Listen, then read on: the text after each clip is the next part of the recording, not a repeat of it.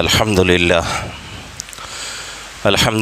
نحمده ونستعينه ونستغفره ونؤمن به ونتوكل عليه ونعوذ بالله من شرور أنفسنا ومن سيئات أعمالنا من يهده الله فلا مضل له ومن يضلله فلا هادي له ونشهد أن لا إله إلا الله وحده لا شريك له ونشهد أن سيدنا وسندنا وحبيبنا ونبينا ومولانا محمدا عبده ورسوله وصلى الله تعالى على خير خلقه محمد وعلى آله وأصحابه أجمعين أما بعد فأعوذ بالله من الشيطان الرجيم بسم الله الرحمن الرحيم قل إن كنتم تحبون الله فاتبعوني يحببكم الله ويغفر لكم ذنوبكم والله غفور رحيم قل أطيعوا الله والرسول فإن تولوا فإن الله لا يحب الكافرين صدق الله العظيم وصدق رسوله النبي الكريم ونحن على ذلك لمن الشاهدين والشاكرين والحمد لله رب العالمین۔ محترم معزز بزرگ اور عزیز دوستو، اللہ کے نبی پاک صلی اللہ علیہ وسلم کی حیات طیبہ، آپ کی زندگی ایک طرف اسلامی زندگی ہے تو دوسری طرف اس پر عمل کرنے والوں کے لیے بہت سی سہولتیں بھی ہیں۔ دونوں چیزیں اللہ کے نبی صلی اللہ علیہ وسلم کی زندگی میں ہم کو ملتی ہیں، ایک ہے اسلامی زندگی اور دوسری ہے سہولت اور آسانی والی زندگی۔ اس لیے کہ مسلمان کے لیے مسلمان جس طرح سمجھتا ہے کہ بھئی دنیا ضروری ہے، اس سے کہیں زیادہ مسلمان کے لیے دین بھی ضروری ہے۔ تو اللہ کے نبی صلی اللہ علیہ وسلم کی زندگی میں انسان کے لیے دونوں چیزیں ملتی ہیں، ایک طرف اسلامی زندگی بھی ملتی ہے اور دوسری طرف سہولت والی زندگی بھی مل جاتی ہے۔ پچھلے جمعہ میں اللہ کے نبی صلی اللہ علیہ وسلم کی مختصر سیرت بیان ہوئی تھی اور یہ بات ہمارے سامنے آئی تھی کہ اللہ کے نبی صلی اللہ علیہ وسلم ہمارے لیے نمونہ ہیں، آئیڈیل ہیں اور ایک مثال ہے۔ اس نمونے کو، اس آئیڈیل کو اگر ہم اپنی زندگی میں لائیں گے تو دنیا کی تمام مصیبتوں سے، تمام پریشانیوں سے، تمام آفتوں سے، تمام بلاؤں سے ہماری زندگی محفوظ رہے گی۔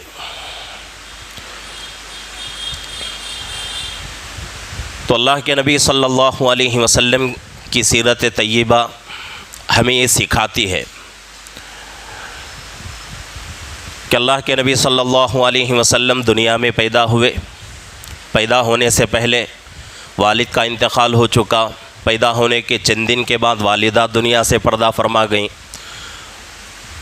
اور کچھ زندگی آگے بڑھی تو آپ کے دادا بھی دنیا سے چل بسے، تو آپ کی کفالت آپ کے چچا اور حضرت علی رضی اللہ عنہ کے والد ابو طالب کے ذمے آ گئی۔ لیکن معاملہ ایسا تھا کہ آپ کے چچا نے آپ کو اپنی کفالت میں تو لے لیا، لیکن ابو طالب کی جو زندگی تھی وہ بالکل غریبانہ زندگی۔ ان کے پاس جو آمدنی کا ذریعہ تھا اور جتنی آمدنی ان کو ملتی تھی، اس آمدنی سے اپنا گھر چلنا ان کے لیے مشکل ہو جاتا تھا۔ سیرت میں آتی ہے بات کہ رات کو جب سو کر صبح بچے اٹھتے تھے تو اٹھنے کے بعد بچوں کے لیے کھانا تیار ہوتا تھا اور بچے کھانا کھا لیتے اور شام تک کے لیے اب بچوں کے لیے کوئی کھانے کا انتظام نہیں۔ پورا دن ایسے ہی بچے اگر بھوک کے مارے روتے تو گھر کی مستورات، گھر کی عورتیں بچوں کو ادھر ادھر کی کہانیاں سنا کر بچوں کو تسلی کرتی تھیں. تو یہ حضرت ابو طالب کی زندگی کی حالت تھی. لیکن دوسری طرف اللہ کے نبی صلی اللہ علیہ وسلم کی کفالت کا ذمہ آپ کے سر پہ آ گیا. یہ الگ بات تھی کہ اللہ کے نبی پاک صلی اللہ علیہ وسلم کے کھانے کا جو حصہ آپ کو ملتا تھا، آپ کا جو حصہ ہوتا تھا کھانے کا، کہ اللہ کے نبی صلی اللہ علیہ وسلم اس حصے میں اتنی برکت اللہ کی طرف سے ہو جاتی تھی کہ وہ کھانا خود آپ کھا کر کچھ کھانا بچ بھی جاتا تھا. یہ اللہ کی طرف سے برکت تھی. لیکن دنیاوی اعتبار سے ابو طالب کا گھر بڑا غریب گھرانہ تھا اور غریبی کی حالت تھی. آپ کا گھر چلنا آپ کے خرچے سے مشکل تھا. اس کے باوجود آپ کے اوپر اللہ کے نبی صلی اللہ علیہ وسلم کی پرورش آ گئی. تو اللہ کے نبی صلی اللہ علیہ وسلم بچپن سے بہت ذہین تھے، بہت ہی عقل آپ کے اندر تھی، بہت ہی ذہانت آپ کے اندر تھی. تو کچھ زندگی بڑی ہوئی تو اللہ کے نبی صلی اللہ علیہ وسلم نے اپنے خاندان کے معمول کے مطابق تجارت کرنا شروع کر دیا. اور تجارت کرتے تھے، تجارت کے لیے لمبا لمبا سفر بھی کرتے تھے، شام وغیرہ کا. آپ کی سیرت میں بات آتی ہے کہ اللہ کے نبی پاک صلی اللہ علیہ وسلم نے شام کے سفر میں تشریف لے گئے تجارت کے غرض سے 2 مرتبہ. مدینہ اور شام کا راستہ بہت لمبا، اور اس زمانے میں یا تو اونٹ پر سوار ہو کے جانا پڑتا تھا یا پیدل چل کے جانا پڑتا تھا. تو اس زمانے میں اللہ کے نبی نے تجارت کرنے کے لیے مدینہ منورہ سے 2 مرتبہ شام تشریف لے گئے. تو آپ تجارت کرنے میں آپ کے پاس اتنا منافع آنے لگا کہ آپ اپنا خرچہ خود برداشت کرتے. اس کے باوجود اپنے چچا کے بیٹوں میں سے ایک بیٹی کی ذمہ داری آپ نے خود لے لی، اور وہ حضرت علی رضی اللہ عنہ ہیں. حضرت علی رضی اللہ عنہ کی کفالت اللہ کے نبی نے پورے کا پورا آپ اپنے ذمے لے لیا، جس کی وجہ سے اپنے چچا ابو طالب کی ذمہ داری ہلکی ہو گئی. آپ کے اوپر جو ذمہ تھا اس ذمہ داری میں کچھ آرام مل گیا. تو اللہ کے نبی پاک صلی اللہ علیہ وسلم بچپن سے بڑے ذہین تھے، بڑے عقلمند تھے، عقل سے کام کرتے تھے، ذہانت سے کام کرتے تھے، تجارت وغیرہ کرتے تھے، کماتے تھے، خود بھی اپنی زندگی گزارتے تھے اور دوسروں کی بھی مدد کیا کرتے تھے. یہ اللہ کے نبی پاک صلی اللہ علیہ وسلم کی زندگی. اور اس وقت تک مکے کے لوگ آپ کو کیا کرتے تھے، کیا سمجھتے تھے؟ مکے کے لوگوں کی طرف سے آپ کے لیے ایک لقب دیا گیا صادق کا، یعنی سچے اور امانت دار. اس زمانے میں لوگ سمجھتے تھے کہ بھئی محمد کے علاوہ کوئی اس دنیا میں سچا نہیں ہے. مکے کے لوگ سمجھتے تھے کہ محمد کے علاوہ کوئی اس دنیا میں امانت دار نہیں ہے. اتنے سچے اور امین تھے اللہ کے نبی صلی اللہ علیہ وسلم.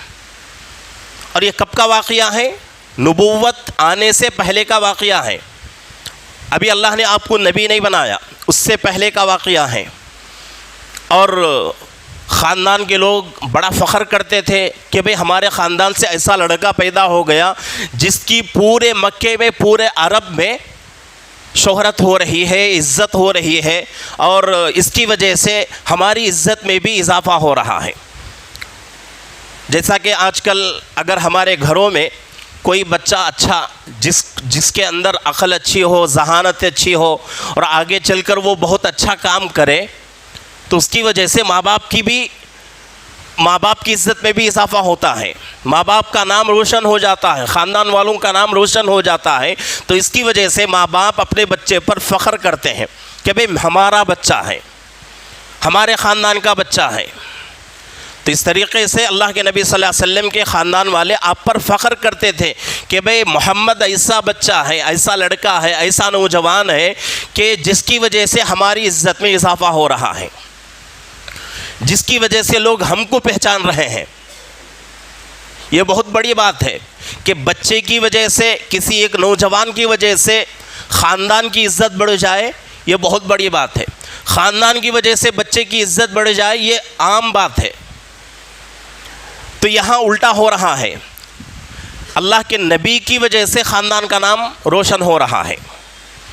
تو اللہ کے نبی پاک صلی اللہ علیہ وسلم کی زندگی نبوت سے پہلے اس طرح کی تھی، نبوت ملی وہی لوگ آپ کے دشمن بن گئے، وہی خاندان والے آپ کو مارنے کے در پہ ہو گئے، آپ کے سر پہ کچرا ڈالنے لگے، آپ کو کانٹوں پر چلنا پڑا، آپ کو تھپڑ کھانا پڑا، اور آپ کو طرح طرح کی تکلیفیں اٹھانی پڑی۔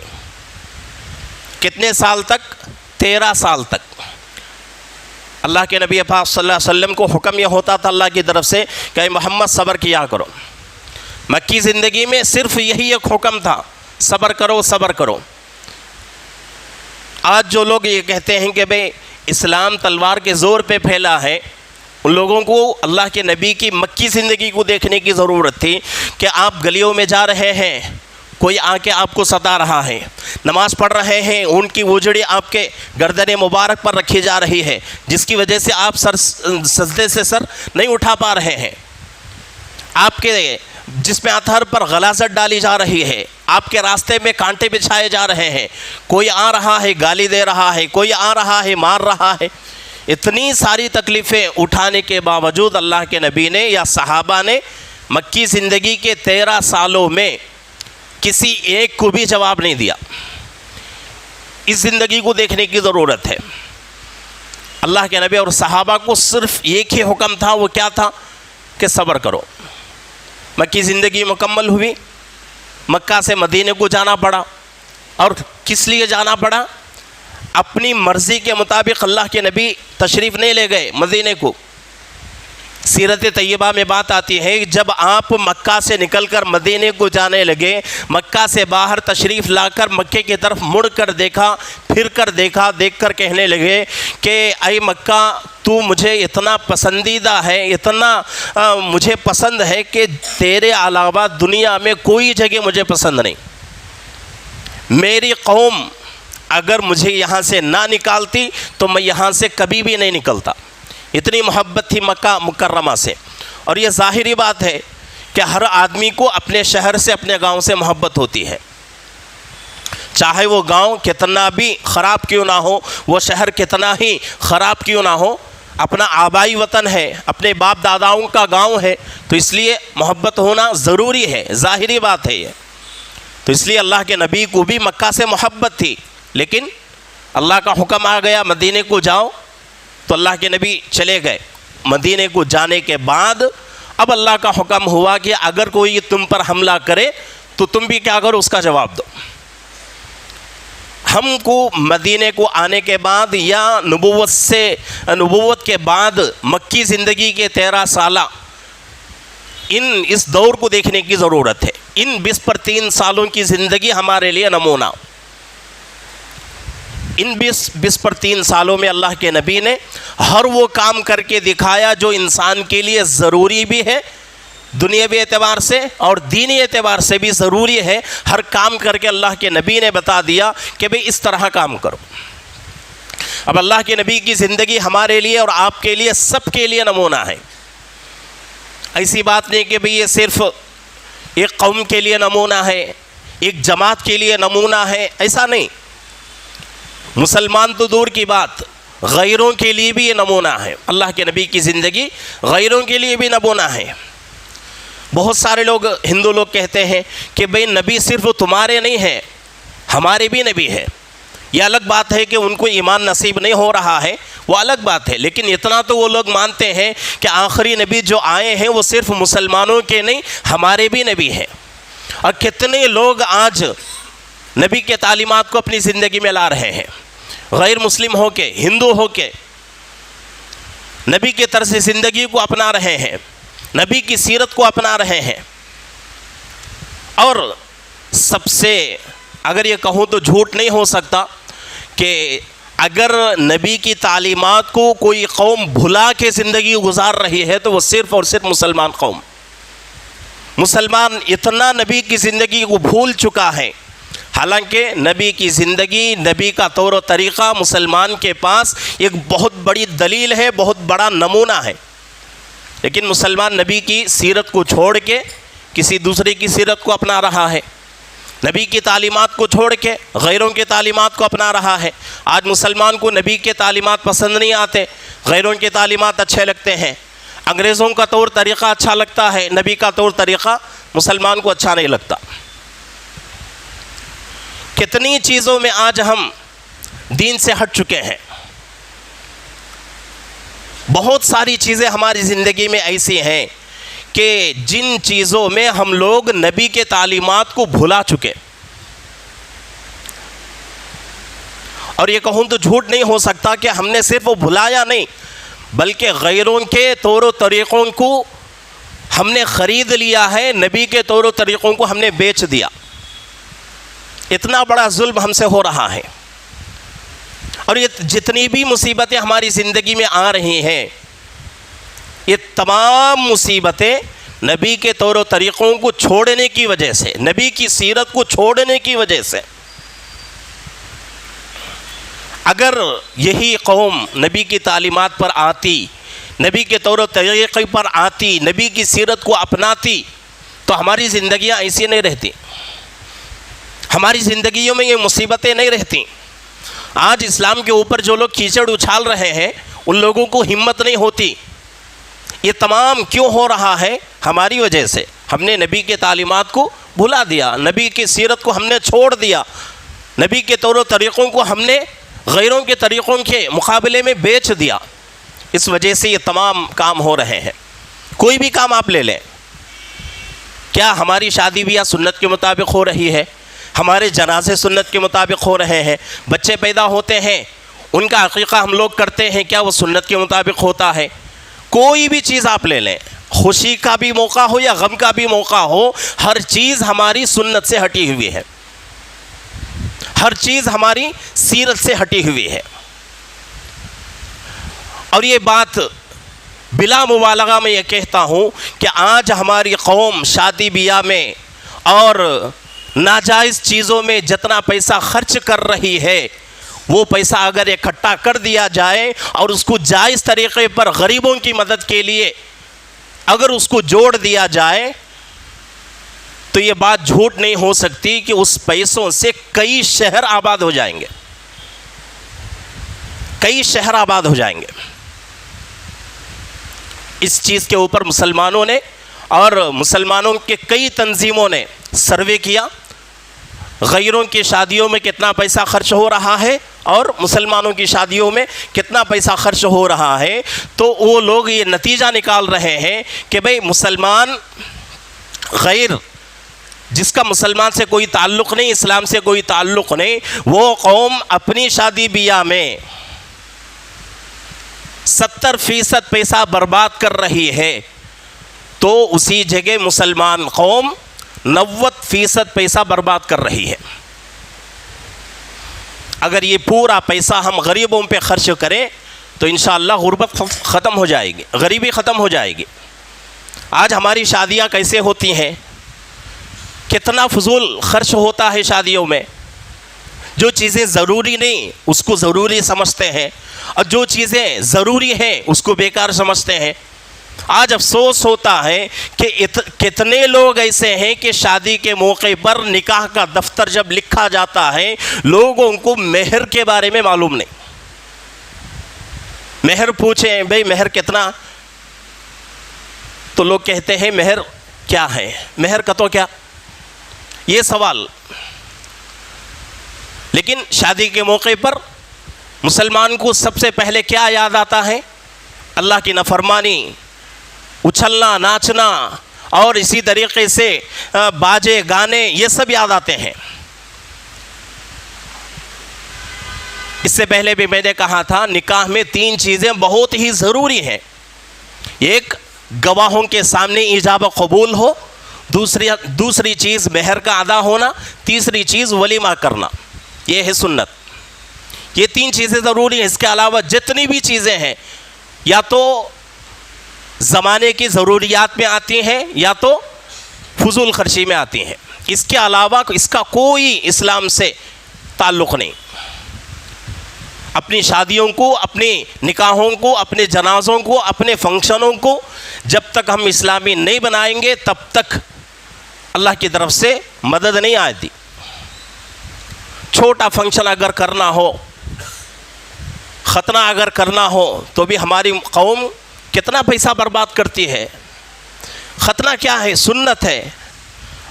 اللہ کے نبی پاک صلی اللہ علیہ وسلم کے زمانے میں بھی ختنے ہوتے تھے۔ یہ الگ بات تھی کہ اللہ کے نبی کا ختنہ نہیں ہوا دنیا میں۔ اللہ کے نبی خود مختون ہو کر ماں کے پیٹ سے پیدا ہوئے، ماں کے پیٹ میں آپ کا ختنہ ہو چکا تھا، مختون ہو کر پیدا ہوئے، لیکن آپ کی زندگی مبارکہ میں کتنے صحابہ کا ختنہ ہوا، کتنے صحابہ کے بچوں کا ختنہ ہوا، کتنے سادے انداز سے ہوتا تھا۔ آج ہم اپنے بچوں کا ختنہ کرتے ہیں، اتنا زیادہ پیسہ برباد ہوتا ہے، پتہ نہیں کیوں لوگ اسلام کو اور اسلامی تعلیمات کو چھوڑ رہے ہیں۔ اور دوسری لڑکیاں ہماری پردہ ہوتی ہیں، یعنی کہ وہ بالغ ہو جاتی ہیں، وہ لڑکیوں کا بھی فنکشن، حالانکہ اسلامی طریقے کے مطابق مسئلہ لکھا ہوا ہے کہ بچے جب بالغ ہو جائے تو ماں کی ذمہ داری ہے ماں اس کو اپنے باپ سے بھی چھپائے، باپ کو بھی اطلاع نہ ہو، بعد میں جا کے بتا دے کہ ہماری بچی چند دن پہلے پردہ ہو چکی ہے، چند دن پہلے ہماری بچی بالغ ہو چکی ہے۔ لیکن ہماری بچیاں جب بالغ ہوتی ہیں کیا کرتے ہیں ہم؟ فنکشن، اور اس کے لیے ڈھول باجے بجا کر ہم پورے شہر کو بتاتے ہیں کہ بھئی ہماری بچی بڑی ہو گئی۔ اور کتنے لوگوں کے دلوں میں یہ ناجائز ارادہ پیدا ہوتا ہوگا، اس کے آگے بولنے کے لیے میری زبان ہمت نہیں کر رہی ہے۔ یہ تمام چیزیں ہماری وجہ سے ہوتی ہیں۔ ہم نے اسلامی تعلیمات کو چھوڑا، ہم نے نبی کی سیرت کو چھوڑا، ہم نے نبی کی سنت کو چھوڑا، یہ تمام کام ہو رہے ہیں۔ کسی بھی چیز میں دیکھ لیں آپ، ہر چیز ہماری سنت سے ہٹی ہوئی ہے، ہر چیز ہماری سیرت سے ہٹی ہوئی ہے، چاہے وہ خوشی کا موقع ہو، چاہے وہ غم کا موقع ہو۔ کسی کا جنازہ ہوتا ہے، اس میں بھی فضول خرچی۔ جنازہ ہوتا ہے، لوگ کیا سمجھتے ہیں کہ بھئی جنازے کے پر پھول وغیرہ ڈالنا ضروری، قبر پر پھول وغیرہ ڈالنا ضروری ہے، یہ سمجھ کے اس پر کتنے پیسے برباد ہوتے ہیں۔ اگر اتنے ہی پیسے، جتنے پیسے پھول میں برباد ہو رہے ہیں، وہ پیسہ اگر میت کے لیے ایصال ثواب کر دیں، صدقہ جاریہ کے طور پہ کوئی کام کر دیں، تو انشاءاللہ قیامت تک میت کو ثواب پہنچتا رہے گا۔ کتنے لوگوں کو میں کہتا ہوں کہ بھئی جو آدمی مر گیا، دنیا سے چلا گیا، اس کے لیے نیکیوں کی اتنی ہی ضرورت ہے جتنی ہمارے لیے کھانے پینے کی ضرورت ہے، سانس کی ضرورت ہے، اتنی ضرورت اس کے لیے نیکیوں کی ہوتی ہے۔ ہر حال میں اس کو اپنے دعاؤں میں یاد رکھو اور اس کے لیے ایصال ثواب کرتے رہو، صدقہ جاریہ کے طور پہ کوئی کام کرتے رہو۔ کوئی بھی موقع آئے، ہر موقع ہمارا سیرت سے اور سنت سے ہٹا ہوا ہے۔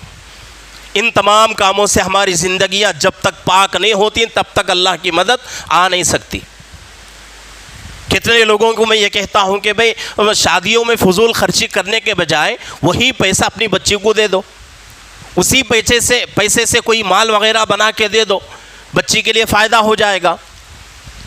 نہیں، بات لوگوں کو سمجھ میں نہیں آتی۔ وہ ایک شیطانی اثر دماغ پہ پڑا ہوا ہے کہ بھئی شادی ہے، شادی کا نام کیا، شادی کا مطلب کیا؟ اللہ کی نافرمانی۔ شادی کا مطلب کیا؟ اپنی جو ہے ناجائز خواہشات پورا کرنا، یہ لوگوں کے ذہنوں میں پڑا ہوا ہے۔ تو اس لیے جو پیسہ ہمارا ناجائز طریقے پر خرچ ہو رہا ہے، اور اللہ کے نبی نے حدیث میں ارشاد فرمایا، جو مسلمان بندہ اپنے پیسے کو جائز چیزوں میں خرچ کرنے سے دور بھاگے گا، اللہ اس کے پیسے کو حرام کاموں میں خرچ کرنے کی نوبت لائیں گے۔ اب سمجھنے کی ضرورت ہے کہ بھئی ہمارا پیسہ حلال کاموں میں خرچ ہو رہا ہے یا نہیں۔ خرچ نہیں ہو رہا ہے تو اس کی سزا اللہ ہمیں دنیا میں دے رہے ہیں کہ ہمارا پیسہ ناجائز چیزوں میں خرچ ہو رہا ہے۔ تو اس لیے اپنی شادیوں کو اور اسی طریقے سے اپنے جنازوں کو، اپنے فنکشنوں کو اسلامی بنانے کی کوشش کریں، تب انشاءاللہ اللہ کی طرف سے مدد آئے گی۔ اللہ رب العزت سے دعا ہے کہ اللہ رب العزت ہم تمام کو سیرت کے مطابق، سنت کے مطابق زندگی گزارنے کی اور اپنا ہر کام سیرت و سنت کے مطابق کرنے کی اللہ ہم سب کو توفیق عطا فرمائے۔ آمین۔ وآخر دعوانا الحمدللہ رب العالمین۔